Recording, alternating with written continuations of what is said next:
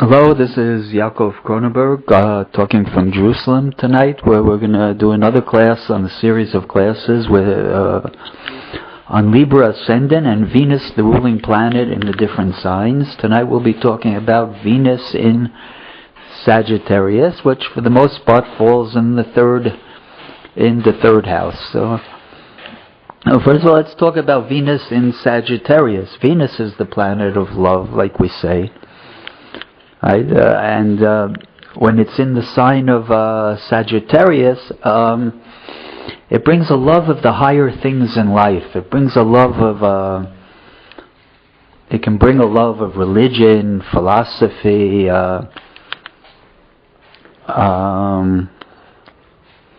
travel, a love of talking, a love of expressing one's ideas, all things like that come into play when you have Venus in Sagittarius, because Sagittarius is connected with the house of higher knowledge. So there's going to be an interest in higher knowledge, and Sagittarius, of course, is the sign of is connected with Jupiter. Jupiter is the ruling planet, so it adds a Jupiterian element to the Venus. It's sort of like spiritual. It can even like spiritualize it a little bit, you know. So the people that, the Sagittarius, Venus in Sagittarius is, love is very spiritual for them, They're like the ones always looking for their soulmate and things like that. That's the Venus in Sagittarius, and the Venus, of course, also in Pisces. Again, also ruled by Jupiter. They're always looking for this, spiritualization of love. And so they have a sort of a refined approach to love. And when you have Venus also in the third house, so Venus in the third house, again, is also connected with knowledge. Right, the two houses of knowledge are the third house and the ninth house, and they're opposite each other, and they ricochet back and forth on each other. The ninth is the higher knowledge. The third is more the knowledge in this world, so to speak. And the ninth, the knowledge of the upper worlds. But in any case, when you have Venus in the third house, it's again also connected with knowledge and again espousing your own. But when you have Venus in Sagittarius, the planet that loves to express ideas, is going to express its knowledge. It's going to express its thoughts about love and about community. The third house rules community. It's very community organized. There's people who I've seen charts with Libra rising with Venus in the third that are, they're into beautifying their community, right? Because Venus is the house of love. Venus is the planet of love and beauty, and so they want to beautify things, and they're trying to make peace between people in the neighborhood, and so you see a lot of that with Venus, the ruling planet, in the third. And also the third house rules siblings, so there's going to be also, especially there's going to be a strong attachment to the oldest sibling. The third house is the oldest sibling. Right, there would be the oldest sibling, especially, but all the siblings in general, there's going to be a sort of a loving attachment with them, that they'll be able to get along and things like that.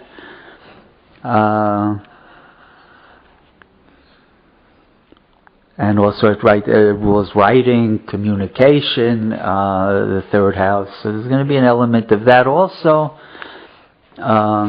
connected with having Venus, the ruling planet, in the third house, is where the ruling planet always connects the first house with the house that it's in. In other words, that's the house that the person is going to express his life goals through. So Venus, that wants to bring bring love and beauty and partnership and marriage and things like that into the world, they're going to try to do it in a third house way. And I want to look at a chart tonight of somebody who had that. He was a very famous man.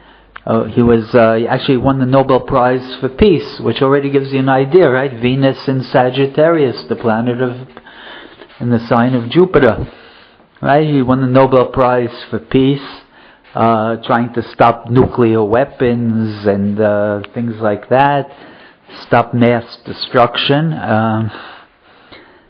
He started his career as he was a philosopher and a doctor, and he went off to Africa for many years to help the Africans there. By the way, he had a Jewish wife. I never knew that. His name was Albert Schweitzer, and his wife was somehow he met a woman whose father was sort of broke away from the Jewish tradition and became a free thinker. And she met Mr. Schweitzer, and they ran off together to Africa to save the Africans and to make and to help them. And he was very, very, he was a deep thinker. So I don't know, I haven't read any of his books. Supposedly a deep thinker, and he wrote many books on peace, how to bring peace to the world. He was, I don't know, it's like somewhat, religious and also not religious. I don't know. He was like he put different strands of thought, sort of, and tried to put it together into a philosophy. And in any case, he was a very well-known man and had a lot of impact on the world. And if you look at his chart, so you see there, you got that Venus there in the third house. Not only that, but you got Jupiter on the ascendant. And so the dispositor is Jupiter in the first house. And that's going to have an impact on his first house affairs also. And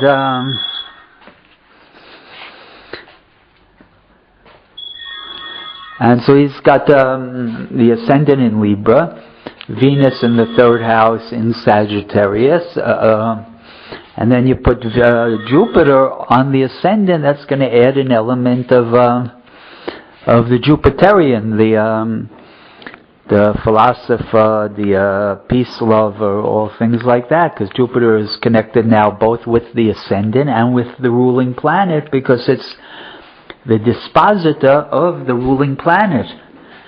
So Jupiter becomes very strong in the chart, and it gives him, the fame comes to him, the things come to him, expansion comes to him, because Jupiter is in the first. So we see that here. And it's a very strong chart if you look at it. All doctors, I think that my whole feeling with doctors is the thing that's amazing about them is not their great brilliance or anything like that, but they got a lot of koach, they got a lot of strength, doctors. To become a doctor or a nurse, or you have to be very, very physically strong. And you look at his chart, it was he went off to Africa, to live in not only to become a doctor, but to go off to Africa to help the natives. That would be not a weak man goes to do things like that. And you look at his chart, you see he's got 2, 5, 6, 7 planets on angles. So it's very, and 5 of the planets were in cardinal signs. Very, very powerful chart. And if you look at the chart, you see Venus gets an aspect from his moon, and it gets an exact trine from Uranus, right? That he went his own way philosophically, right? Because Venus was in the third house, where the philosopher sign of Sagittarius, so very intellectual type of Venus. And so with the Uranus there, he made up his own philosophical system, his own way of looking at the world, and He didn't care about marrying somebody Jewish, right? With Venus and Venus trine Uranus, so he wants unusual romance too, and so he went that way. And he's also, and the Uranus and the Venus are also trined by, he has a Moon-Neptune conjunction, which again is, even though it's in Aries, a Martian sign, Moon-Neptune, it makes a very, again, it adds an element of refinement and longing for peace and things like that.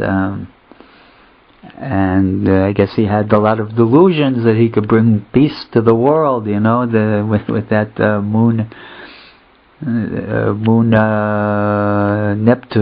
conjunction. But anyway, that's loosely also trying to his Venus and opposite his Sun. Opposite his ascendant, excuse me. And so that Venus is very, very important in his chart, the Venus and the Jupiter. And I thank everybody for listening.